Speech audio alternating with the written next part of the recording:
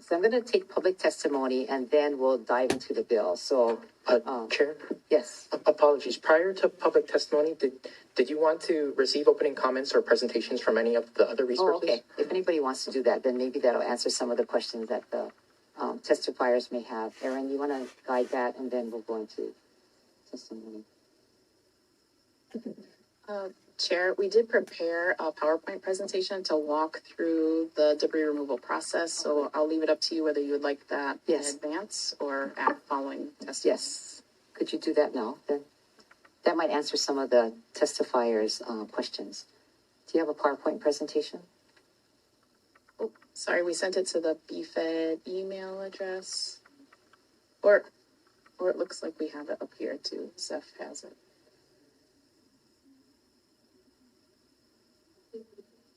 Okay, let's take a 3-minute recess. Oh, 5-minute recess. Thank you.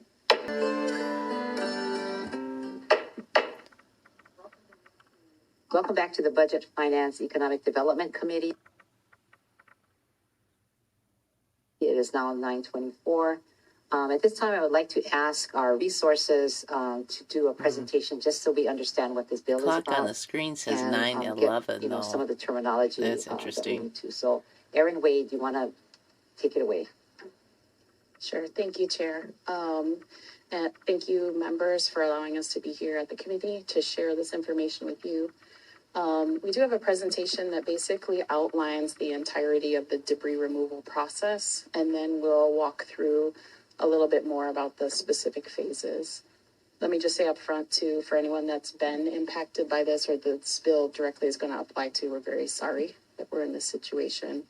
And our hope is that we can do our best to move this along as quickly as we can. Next slide. So today we'll go over a high level of what all of the debris removal program can look like in both forms. We'll talk about the phase 1 operations, which is currently underway, the phase 2 operations, which is the debris removal component, and then Bill 86, which talks through what the alternative debris removal will entail. Next slide, please. So the 2-phase model, essentially the first phase is underway right now with the Environmental Protection Agency. They're removing all bulk hazardous material from the site. KULA has been completed at this point, and they're about halfway through with the Lahaina cleanup phase.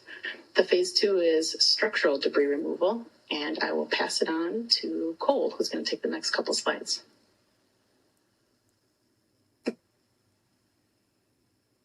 Next slide, please. Okay. Thank you again for the record. Cole Glenwright with the California Governor's Office of Emergency Services. I've been asked to give a little overview of the process since California does have a good bit of experience moving through this. And we've tried where possible and practicable to model the MAUI program after some lessons learned from California. So this slide has a bit of detail on it, and I'm hopeful folks can read through. But this essentially outlines the full process. You can see the phase 1 and the phase 2 that we mentioned. And my colleague, Dr. Kroger from the Army Corps, will phase 2 in a bit of detail.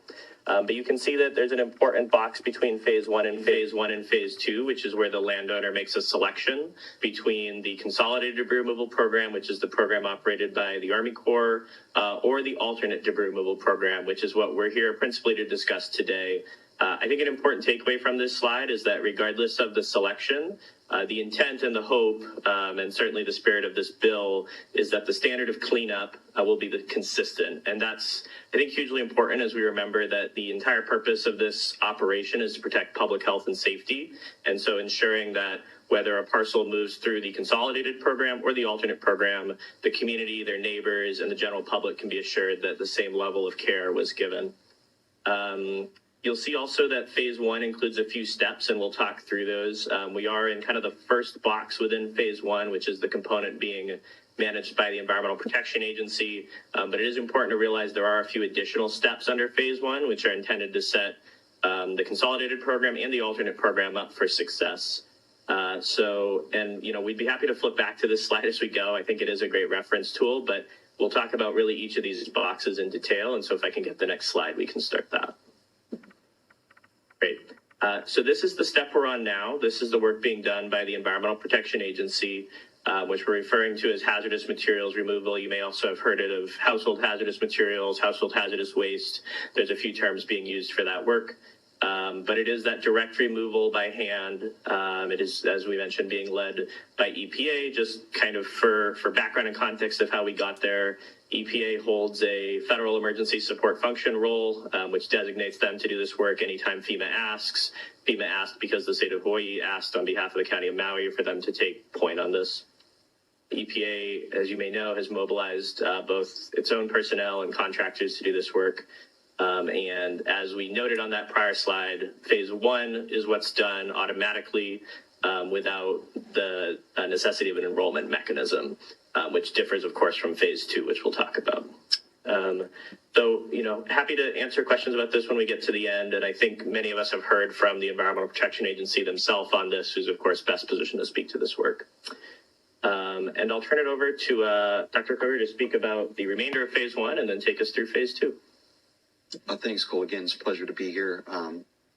Unfortunately, under these circumstances, I'd like to answer the first question that's probably on your mind. Why is the Army Corps here? Again, under direct federal assistance, the request was made from the state to feed. Is your mic on? Can you guys hear me? On, yeah, no. Oh, sorry. So I'll start again.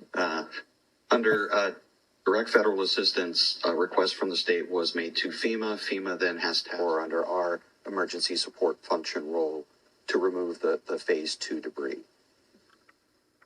So next slide, please. Hang on. Let me move Emergency back support it up really function role quick. to remove the phase Really two quick. debris. Before they go to the next slide, I just want to read this one really quick. It says phase one operations. Number one bullet point is removal of household hazardous materials and bulk asbestos. Bullet point 2 is led by U.S. EPA under a FEMA mission assignment per HIEMA's request.